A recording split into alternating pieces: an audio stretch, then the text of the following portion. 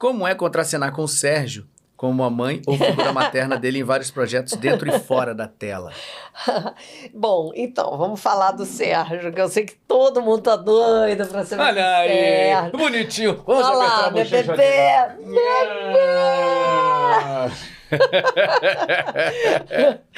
Não, então, antigamente o Sérgio era filho da Mariângela Cantu. Uhum. Agora, Mariângela Cantu, quem? A mãe do Sérgio Cantu.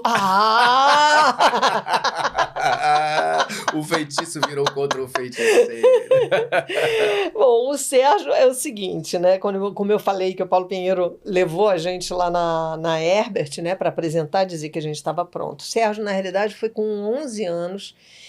Eu estava fazendo o curso de dublagem, já tinha uns 2, 3 meses que eu estava fazendo.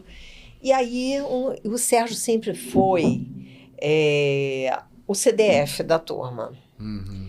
Ele sempre foi primeiro aluno em tudo. Primeiro aluno em tudo. Então, ele era muito educadinho, né? Sempre foi, como é até hoje. Como é até hoje. Aquele centrado, estudioso e tal.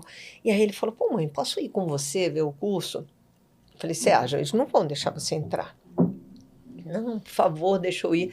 Eu falei, ó, faz o seguinte, leva uma revistinha, se eles não deixarem você entrar, você senta, fica na recepção, você fica lendo suas revistinhas. Ele falou, tá bom. Cheguei lá, era Marco Ribeiro dando aula nesse dia. Aí eu falei, ele pode assistir? Aí ele falou, pode. Aí ele ficou sentadinho lá atrás. A aula inteira assim, ó, prestando atenção. Só na sinapse. Tudo. Do crânio. Não pegou revistinha uma vez.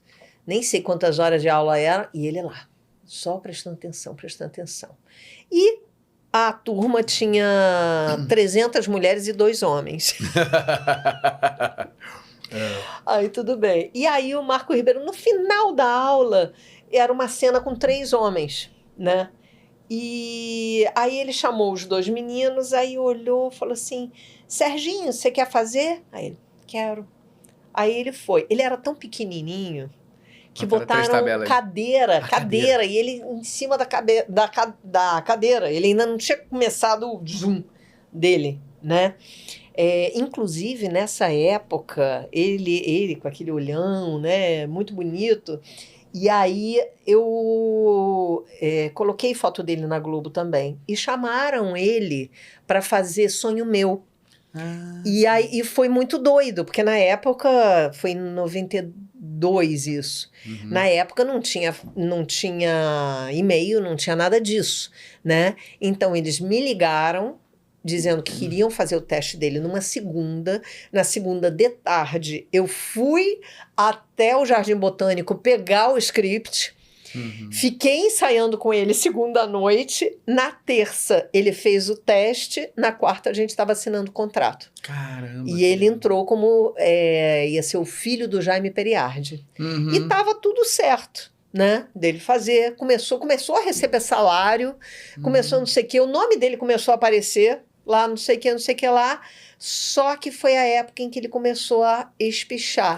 Eu me lembro do Buri chegar para ele, lembra? Reinaldo Buri? Sim. Chegou para ele e falou assim, você não vai crescer não? Aí ele fez assim, não sei. Aí ele falou, bota livro na cabeça para não crescer. Eu me lembro do Buri falando isso para ele. Aí ele, tá, tudo bem. Aí passou alguns dias, passou algumas semanas e nada de chamar, ele indo aos ensaios da produção, tudo, eu levando, tal. 2 dias antes da gravação que estava marcada para ele, ligaram dizendo que ele ia ser substituído, porque ele tinha crescido demais. Caramba! E aí ele já tinha contado para a escola. E ele passou por mentiroso. Tadinho. E aí ele nunca mais quis fazer novela, televisão, cinema. 12 anos. Chamaram ele para fazer O Menino Maluquinho, ele não quis. Chamaram ele para fazer Malhação, ele não quis. Tadinho, ficou... E ele falou, não. Ele falou, teatro sim, ele já fazia teatro. Né? Ele falou, teatro sim, mas dublagem sim, mas isso nunca mais. Então caramba, foi...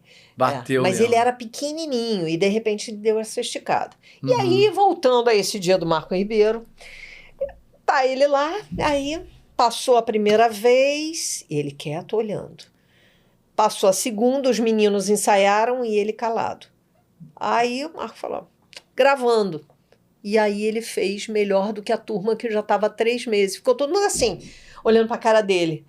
Aí ele, muito bom. Aí deu outra coisa e ele, blum. Aí ele olhou para mim e falou assim, mãe, eu quero ser dublador. Eu falei, calma, eu mal consigo pagar meu curso. Aí, não, mas peraí, não sei o que. Aí eu falei, não vai dar, mãe, mas eu quero. Eu falei, Sérgio, olha só, tá difícil, eu não consigo, né, pagar as minhas contas, não sei o que. Aí o dono do curso chegou e falou assim, não, faz o seguinte, vem na próxima aula, pode ter sido sorte, aquele negócio todo e tal, vem na próxima aula. Chegou na outra aula, quem era? Sumara. Aí separaram as turmas. Tinham 2 turmas, né? Me botaram numa e ele na outra. Quando acabou a aula, eu perguntei para a Sumara. Aí eu falei assim, você acha que ele tem condição de ser dublador? Ela falou, não, ele já é. Ela falou, ele já é. Investe nele porque ele já é dublador. E aí eu falei, ok. Aí conversei com o dono do curso, ele compôs assim uma coisa mais Sim, um plano família. Viável, um plano família, e nós fizemos o curso juntos. Que legal. E fizemos, e aí teve isso do Paulo Pinheiro levar a gente lá para apresentar, nós fizemos o cadastro, e no dia, acho que foi início de maio, eu soube do teste para a novela, eu fiz e entrei, e ele entrou acho que 3 meses depois. Ou seja, ano que vem nós 2 vamos fazer 30 anos de dublagem. Caramba, que legal, né? E hoje meu bebê está com 41 anos. Caramba, né? 41 que loucura, anos. Né? Como passa rápido, né? Passa muito rápido. Eu lembro dele mais novo, né? Não conheci ele criança, mas lembro bem dele mais novo também. E o Sérgio, assim, houve uma época da vida do Sérgio em que ele parou de dublar porque ele estava fazendo doutorado fora do país, que ele tem mestrado em Química e doutorado em Bioquímica. Loucura isso. Hein? Passou em 2º lugar para o UFRJ, 2º lugar para o UERJ, UF, enfim, ele é. Já viram que o nosso desfoque dele Sheldon. vai ser... Ele é o Sheldon. É verdade. Foi muito bem escolhido, né? E aí ele ficou fora, ele fez em Portugal, e aí depois ele voltou, e aí acabou retomando, até que chegou um dia que ele chegou para mim e falou assim, mãe, eu vou falar... Aí ele começou a traduzir, porque ele é um excelente tradutor. E ele começou a traduzir, voltou a dublar, e chegou um dia que ele chegou para mim e falou assim, mãe, não surta. Falei, o quê? Eu vou parar com o laboratório e vou me dedicar à dublagem. Aí, no que eu fiz isso, eu me lembrei que eu larguei a arquitetura. Aí você deu aquela freada e falou, peraí. Eu falei, tem certeza? Ele falou, tenho. E eu acho que ele só fez... Aí você fala assim, né? Por que você fez arquitetura? Para conhecer o pai dos meus filhos, minhas amigas, a dublagem, tudo isso, blá, blá, blá. Por que o Sérgio fez esse caminho? Para conhecer o marido dele. Porque foi lá que ele conheceu o Luiz. Entendeu? Que o Luiz também tem mestrado e doutorado. E o Luiz é um excelente tradutor. E hoje também trabalha só com tradução, né? Então, assim, os caminhos da vida, né? Como é que as coisas vão conduzindo para você chegar num determinado lugar, né? Que, na realidade, é onde você quer estar. Exatamente. E o Sérgio, hoje em dia, segue como, na minha opinião, e eu acho que é na opinião de muita gente, um dos melhores tradutores, diretores e dubladores da atualidade. Eu acho que essa bagagem, por isso que é aquele negócio que a gente fala, né? Às vezes a gente faz uma coisa que teoricamente não tem nada a ver com aquela outra profissão que você acaba se encaminhando. Mas isso que você aprendeu ali, com certeza vai servir para muita... Com certeza a arquitetura serve para você dentro da dublagem. Com certeza, todo esse estudo, doutorado dele, química, parará, isso porque aciona uma parte do cérebro ali da lógica, da forma de estudar. Eu acho que, assim, a forma como você... Depois que você entra numa academia, numa faculdade, que você faz a graduação, faz o pós, enfim, doutorado, você começa a entender a vida diferente. Você começa a entender a forma de estudar as coisas de forma diferente de quando você vem lá no ginásio, ensino médio, agora, né, mudou a nomenclatura, enfim. Mas, enfim, até você chegar numa faculdade, você estuda de uma forma. Depois que você entra para a faculdade, definitivamente muda tudo a forma de você enxergar a vida. Então, eu acho que quem tem a possibilidade de ter um estudo aprofundado nisso, no caso dele que fez um doutorado, que já era um garoto inteligente, já estudioso sempre, com certeza isso dá uma bagagem gigantesca para tudo que ele for botar a mão para fazer. Incrível. E ele é muito à frente também dos direitos da dublagem, né?